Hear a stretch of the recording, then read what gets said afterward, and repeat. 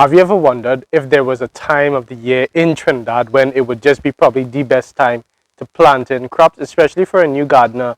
Just taking that delve, just diving into gardening can be a bit of a terrifying experience simply because you're scared to fail, you don't want to make mistakes, and you're also asking yourself a million questions. What I will say is that the best time to start gardening is when you are able to, when you have the time and you have the resources to start it. But if you were thinking about starting your garden, right now would be the absolute best time for you to get started. Let's talk about why that is, and let's talk about what you could do to get started in your garden.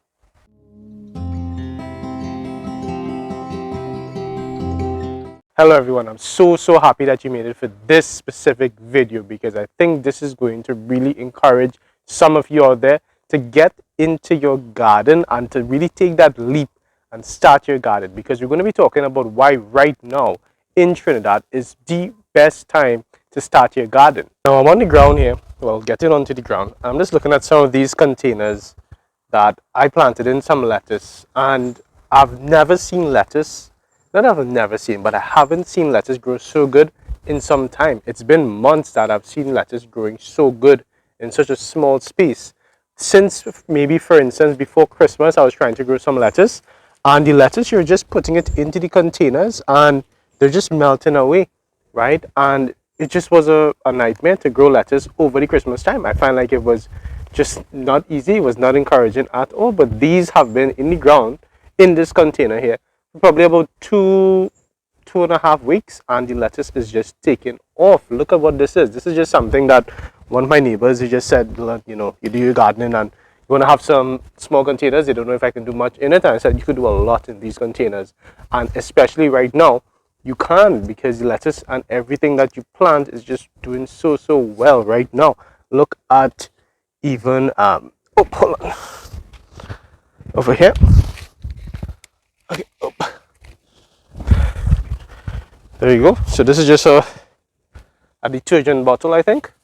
Look at this celery. This is just such a nice, thick, just healthy celery that I don't know if I would have been able to do this just 2 months ago, because right now when I'm filming this video, for those of you seeing it in the future, we are February the 12th or the 13th, 2023. So just about 2 months ago, when we were in December, you would have had a hard time growing celery like this, but right now is a good time to do that. Now the purpose of this is not to toot my own horn in any way at all. It really is just for the purpose of encouraging you all. My god, I almost it's really for the purpose of encouraging you all to just get into your garden and just try your hand at something right now. You would think that, okay, to have something as big and as nice, like a little canopy of same right now over me, is something that only a super advanced or somebody who is like an amazing gardener would be able to do. This was literally just buying a seedling, digging a hole, putting the plant inside a hole and watering the plant. And I'm just blown away. This plant is now, it's probably like 20 feet in all different directions. It's going that way, it's going this way. I have same anywhere I look. I have same over here. I've never been a huge fan of same ever. And to be honest, it's really nice and sweet when it's raw. I think that I'll eat same if it's raw, not so much if it is cooked. But I'm just so happy. I'm just so happy, and it just feels like hardly any effort really to get so much harvest. I have same. I've given same to so much of people. It's just incredible, and you've all seen the same vine that's over there. That's the one I planted just before Christmas, and it's been producing. I planted it probably in November, because I think that I harvested and we ate same on Boxing Day, so I remember that. So it was planted before Christmas and the same survived through that period.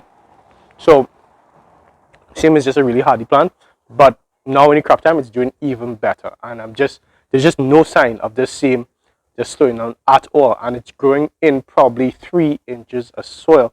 Yes, it has some space to move and that kind of thing, so you can get some root development like that, but it's just doing so well. I'm just so happy right now to just be living this experience. It's just such a good, nice, fulfilling feeling. Okay, I think somebody else wants to get a little bit of steam. What? Oh. I don't know if she'll like this, but I think I'll try giving her a seed.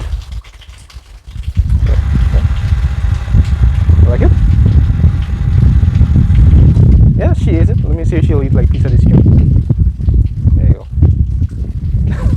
That's a fun. We're in the front garden right now, and I'm just blown away by the tomatoes. It's just coming so nice and ripe. I'm so happy that the birds haven't gotten to this one because I haven't covered these. We have some more tomatoes coming in. Besides the tomatoes, we have some baygon. I'm not a huge fan of growing baygon, but people here have been asking me for it, so the baygon, I'm growing it for the family. And the cabbage, it's just so nice. Even this tiny cauliflower that I'm going to be picking today to put into a steam, a veggie steam. Another baygon. Here I have a small tomato tree that's coming up. This is the ox heart tomato, the one that was giving trouble to germinate. I got one to germinate, so as we have one. So cauliflower is also coming up from here as well. Well, that's a little cauliflower. This one is a bit more sizable, but really happy about that. Even over here we have a tiny cabbage. Not going to be huge, but I mean a 1 gallon container. That's what you're looking at. Even over here, the pimento. Oh, there you go, pimento over there. We have pimento on this side as well. Just so happy. The bandania, just so lush. Okay, last one and I'm done is the celery. Like, I'm blown away. I'm truly blown away by this celery here. The stalks are just really, they're just so rich, they're so thick, they're so market quality. And this is from the home garden. This is growing in probably 3-4 inches of soil, and it's just mind blowing. I know you're also seeing all the other stuff that I have behind there. You're seeing lettuce that's growing inside a 1 gallon container. There's a broccoli, there's cauliflower.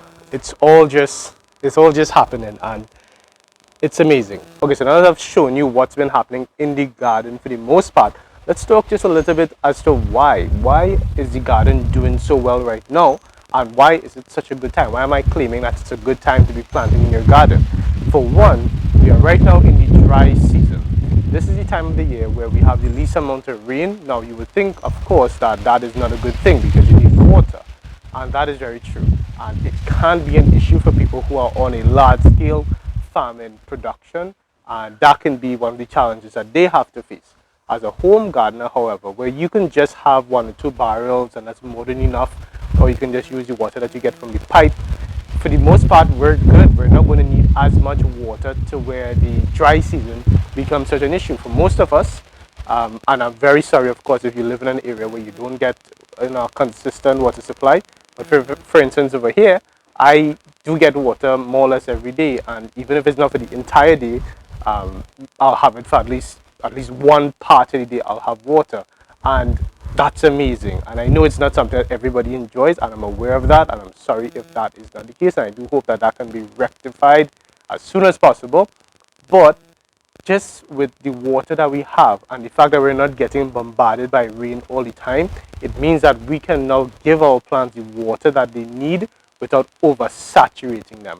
And that's one of the biggest things that happens during the crop time or the dry season that makes it such a good time to be planting in your garden. It's the fact that we don't have moisture all over, because moisture is good. Moisture is good. We need moisture. Moisture is amazing. You need to have it in the garden for your plants to be able to absorb nutrients. That is true. But too much of moisture, when the environment itself is so moist, you have issues such as overwatering of your plants, which you can't always stop unless they're in containers where you can put them somewhere where they're not going to get too much rain when the rain does fall, if you can time it and if you're around to even catch it at that point in time. Of course, the challenge is that you need to have the plant out in the open to get the sunlight, but then you need to have it inside when it's too much rain. Not everybody has the luxury of time to be able to do that. So in the dry season, when you just have it outside, you water it when you want, and then it gets all the sunlight, and then it's fine. Now, another thing that happens in the rainy season is you have, well, of course, you have flooding, and this is really bad for people who are growing in ground, especially in areas that are low-lying where they can't have that water coming and then causing issues like the root rot, causing issues like excessive fungi that can just build up, and that mold, and it's just not a good experience. Of course, that is one of the things that will happen.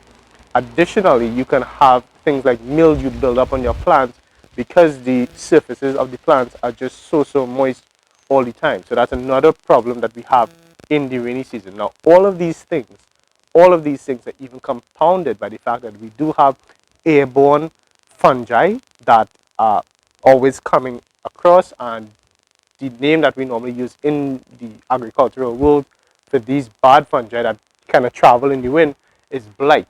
Blight is a fungus. It's a type of fungus, and we have different types of blight. You have sudden blight. You have different types, and basically that blight, it affects your tomato plants. It affects peppers. It affects a lot of plants, and they basically, it comes from the spores. What a spore is like, if you think of a mushroom is an extension of a colony of fungi. So the fungi is there, basically living in the ground and be living in whatever area, and then it will send up the mushroom, and then at some point the mushroom itself will release spores into the air. Those spores can travel miles, and as they're traveling the through the moist atmosphere, which is when the fungi likes to propagate the mushroom and then have the mushroom grow up and send out almost like little feelers, a way of just scattering its seed across the world. That fungi will land on some of your plants and cause a lot of problems. And just different types of what I'm calling blight, they affect your plants. So all of these things compound and compound and compound till you have big issues, like you have the price of vegetables becoming super, super high because you have the flooding, you have the blight, you have all of these issues affecting your plants, and then your plants, you lose harvest. And when you lose harvest, you have less crop, you have a lot of demand, and then the price is going to skyrocket. And that's one of the things that we saw last year, and it felt like last year was just really bad. And to be honest, it was bad. And this is why we have our home garden, because I don't think we need to get lost in the conversation as to what farmers should be charging for their crops that they grew. They know what they had to go through to grow those crops. So whatever price they call, that's their price, and that's their business.